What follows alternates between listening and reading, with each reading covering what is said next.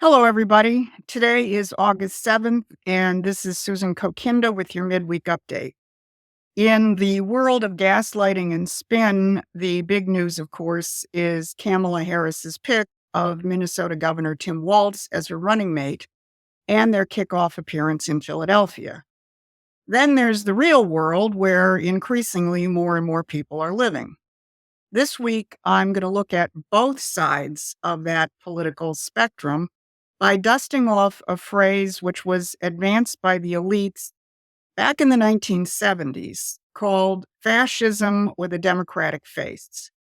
I'm going to look at what that means, how it is playing out, and more importantly, how the American people, through the campaign and leadership of Donald Trump and J.D. Vance, can defeat it. I want to encourage you to go to Promethean Action to get an even more in-depth analysis and discussion. The phrase fascism with a democratic face or a smiling face was uttered a few times back in the 1970s in studies that were put out by elite institutions like the Council on Foreign Relations and the Trilateral Commission, as they were beginning their takedown of the advanced industrial economies of the world and replacing them with what we are living in today in the United States or in countries like Great Britain, which is racked by riots, and France, namely a gutted agro-industrial base, a nearly disappeared middle and working class, and an economy and a society dominated by a global financier parasite. The modern version of this is you will own nothing and you will be happy. So what is fascism with a smiling face? Well, maybe it should be fascism with a cackling face. And just about any picture of Kamala Harris will do. But overlay that picture with this graphic from Wikipedia on the results of the Democratic Party nominating process, which hasn't even had its convention yet. So here we have Kamala Harris with 0 delegates becoming the official nominee. Now, President Trump has called this a coup. And yesterday he sent out a truth wondering whether Biden will challenge the fact that his presidency was unconstitutionally stolen from him by Harris and the Obama crowd. Trump also suggested that maybe Biden, knowing that he made a historically tragic mistake by handing over the U.S. presidency in a coup to the people in the world he hates the most, might want it back. But never mind that aspect of the coup. As they would have us believe, it is Donald Trump who defeated a slew of opponents in primaries and caucuses, who is the actual threat to democracy. Or similarly, Tulsi Gabbard, who was apparently put on a terrorist watch list not long after she challenged the Clinton dynasty, as well as being the person who destroyed Kamala Harris's presidential campaign in the 2020 debates. Of course, key to the oligarchy's imposition of fascism with a cackling face is full-spectrum information warfare. The former British ambassador to the United States called it flooding the zone before he was forced to quit, having been exposed as part of the efforts to get rid of Donald Trump during his first term. And we've all been experiencing it with increasing ferocity since Donald Trump came down the elevator in 2015. The latest in-your-face example of this is what happens when you try to Google attempted assassination and find out that the Google algorithm leaves out the attempt on Donald Trump in Butler, Pennsylvania. But the more important question is, how do we break the imposition of fascism with a democratic face? There's 2 aspects of this. First, break the information control. Second, you break their economic control and show people that we will no longer cater to Wall Street, as J.D. Vance said in his acceptance speech in Milwaukee. On the first, breaking the information control, I think we're going to see a pretty spectacular example of that next Monday, since Donald Trump has announced that he'll be holding a major interview with Elon Musk, which is probably going to break the internet. Trump and his vice presidential candidate, Vance, have already been doing some really interesting other interviews, appearing on platforms that especially appeal to younger audiences. Vance was just interviewed by the Nelk Boys last week, who have a huge following among younger layers. In fact, their 2020 interview with Trump went viral, receiving 5 million views in 24 hours, at which time it was removed by YouTube. The relaxed and free-flowing interview with J.D. Vance shows that Vance really thinks for himself. And as interesting as the interview is, just as interesting are the comments. Here are a few which capture many of the 3,000 plus comments. I had no idea who JD was before the podcast, other than that he was a nominee. I can confirm after watching this episode that he's the most normal, smart dude I've seen working in politics. Or another one, the most normal, weird guy I've ever watched. Or another one, this is the first time I heard him speak. He seems very down to earth with lots of common sense. Now, this week, Donald Trump also did an interview with Aiden Ross, the 23-year-old, who has millions of followers on various platforms. And again, he appeals to a younger audience. This has set the mainstream media's hair on fire.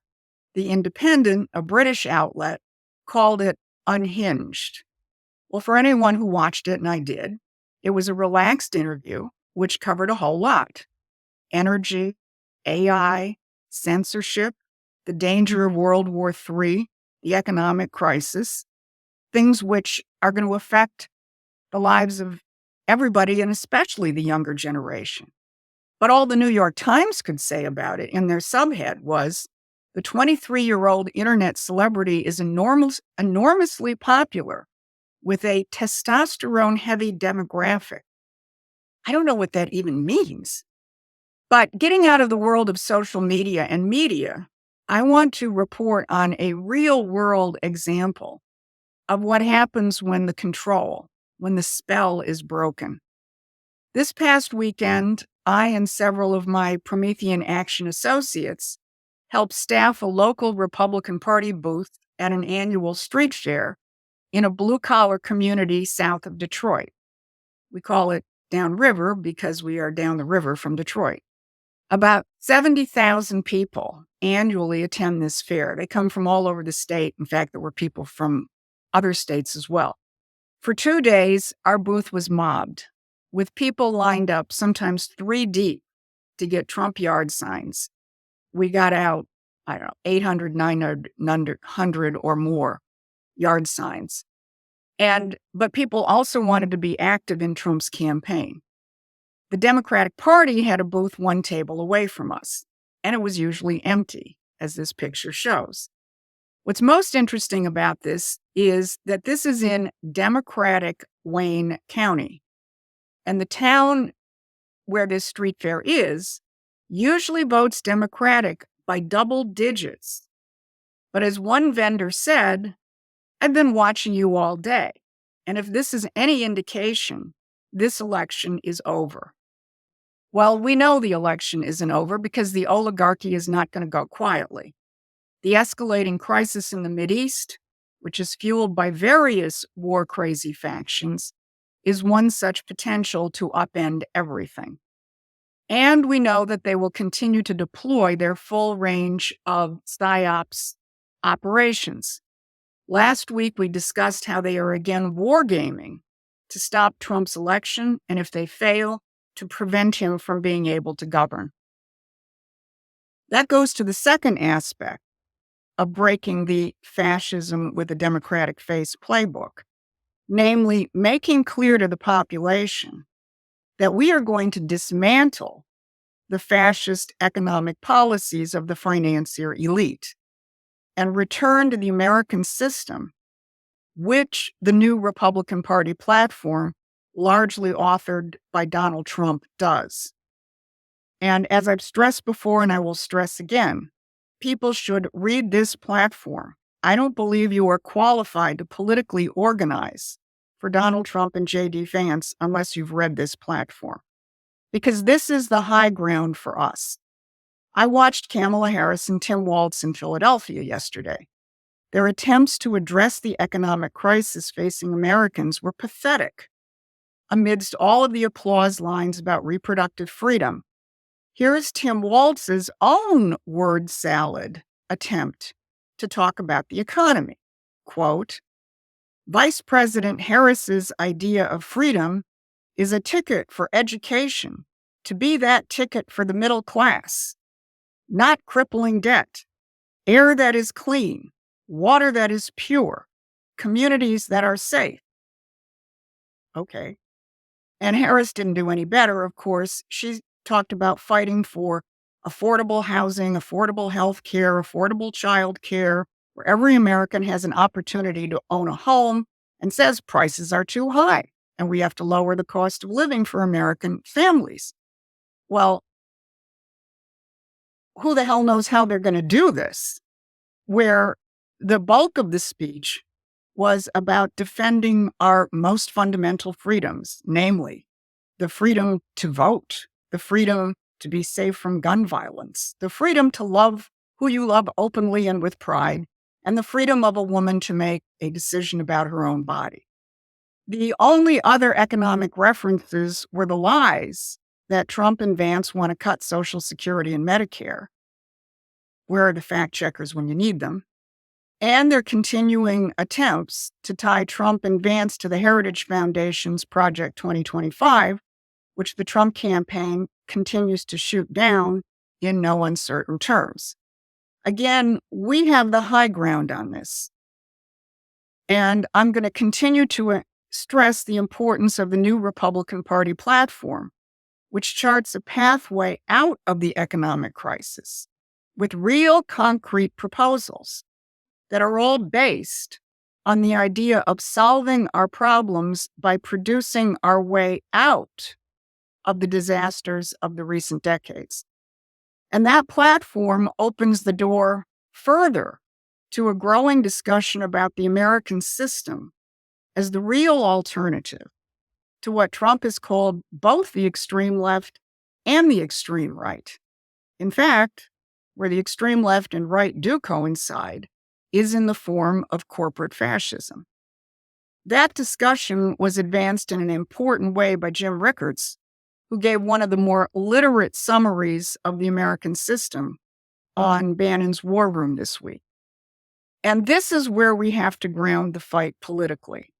Yes, it is easy to attack the Harris-Walz ticket as the most extreme liberal ticket in history. And it is.